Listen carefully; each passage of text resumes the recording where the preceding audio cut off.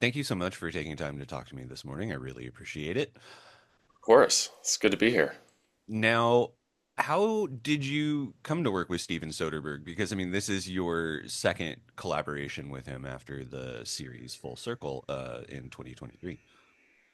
Yeah, Steven and I have known each other for about 12 years or so, mostly socially. We would get together, he and I and our wives would have dinner a couple times a year, and we would inevitably just talk about movies and music and kind of just geek out. And after a couple years, he recommended me to a couple of directors that he knew that needed a composer for a project. And so I did that. And a few years after that, he produced a docu-series called Leavenworth, and he brought me in to meet the filmmakers on that. And so that worked out. And then finally, he asked me to jump on board something that he was actually directing, and that was Full Circle. So it was kind of a slow, I think, probably building of trust that I wouldn't screw things up if I got my hands on them. Yeah, it's such an interesting thing because several of your projects last year are definitely 180 degrees away from this. Like both interestingly enough, they're both kind of reboots. There's the Fraggle Rock series and Wizards Beyond Waverly Place. Yeah. I think it demonstrates an ability to really work within all genres. Is that sort of the appeal of doing this? Is the fun, like being a composer, is that you get to work on like a Disney teen show, a Henson puppet show, and a Steven Soderbergh ghost movie? Oh, absolutely. I would go totally crazy if I had to do the same thing over and over again. I mean, to me, I grew up as a musician playing a lot of different styles of music. I was a drummer and I was in metal bands, and then I was in a Primus clone band, and then I and then I started playing classical percussion and singing in the school choir and playing in jazz bands. So for me, having having an eclectic mix of projects to tackle, to go from a comedy to a dark drama to something else after that, is that's the best part of the job. I know, you never get bored. What were the particular challenges for presence? Like, given that it is like the camera takes the point of view of the specter in the house, um, like I have to imagine that offers some unique challenges that you don't get from a usually, shot and performed piece. Yeah, it's funny. I would say instead of them being challenges, it was more liberating than anything. Because if you look at a supernatural thriller, I think, with any genre, I think there's some expectations on the audience's part of what you're getting yourself into when you go and you watch one of these movies. And in this genre, I think one of those expectations is that the music is going to be constantly there, and it's going to be reminding you that something is wrong, and there's probably going to be some ambient sound design elements that are kind of telegraphing to the audience that things are afoot here. But in this case, Steven took care of all that visually. You're literally, there are no exceptions to the rule that the entire film is from the point of view of a ghost. So just by virtue of the cinematography, you're placed into an unsettling environment, and you know something is not right based on everything you're seeing. So that freed us up. We could use the music in a different way instead of having to provide something that you were already seeing. So we could tackle different aspects of the story. Yeah, you're I not want to going say to have to rely properly. on stings and things like that to sort of telegraph like there's something behind the curtains, there's something lurking in the shadows. It's like you, the viewer, are the one lurking. Yeah, exactly. I mean, there are a couple of jump scares, of course, in every movie, but it wasn't. But it was not geared towards that musically. It wasn't. Hey, we got to really nail this moment where we jump and scare.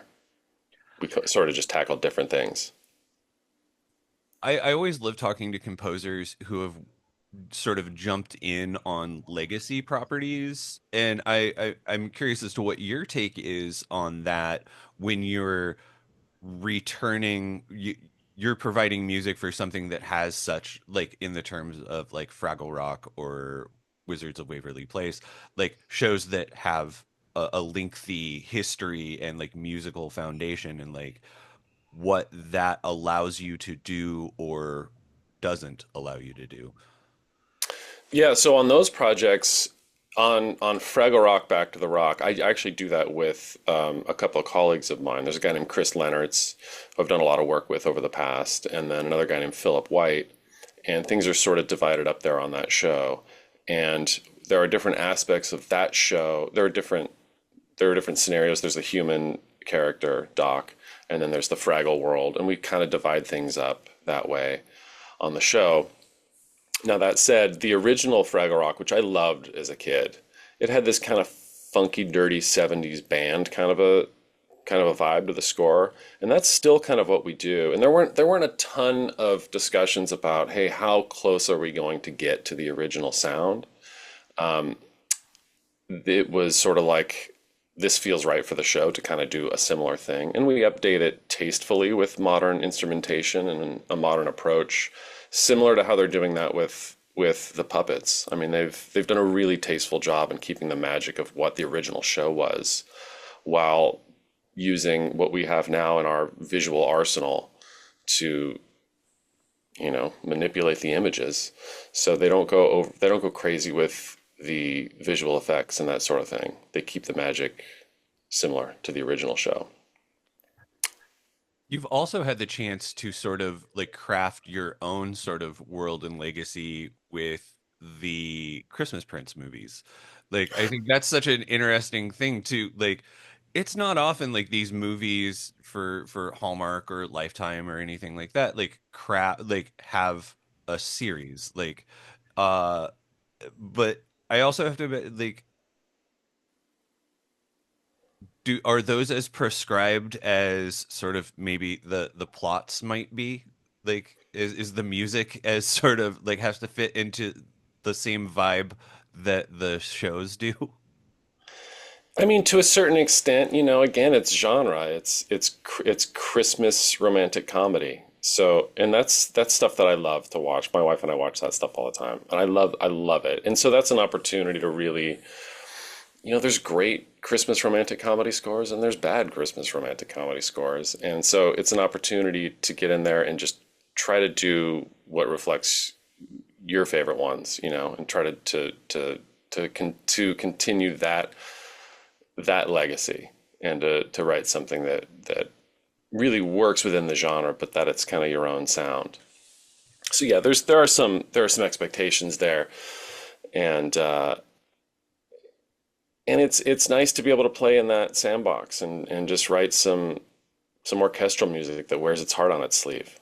Those are really fun movies. You mentioned earlier that, like part of the appeal of what you do is that you don't get locked into a particular genre or style.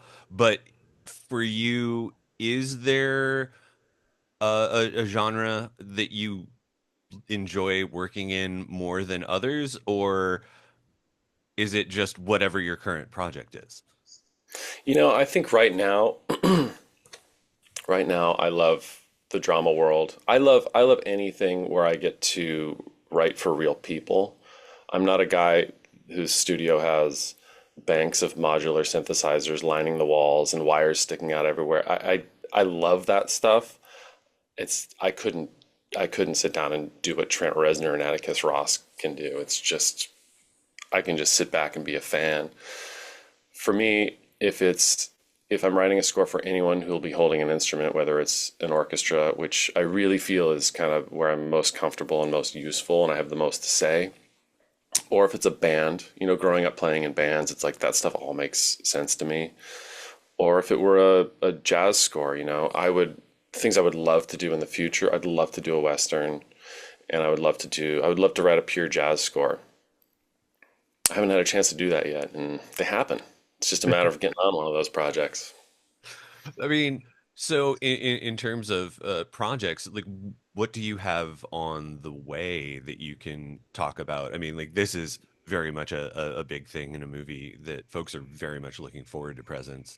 I think with every Steven Soderbergh film, but the fact that he's dipping his toes into horror makes me very happy. But like, what else do you have on the way? Well, there's nothing I can give titles out now of because I'll jinx them, but I'm in discussions with some people I've worked with before, and there's some projects that are going to be shot in the next couple months. So hopefully there's going to be some good stuff, maybe over the summer, that's going to come out.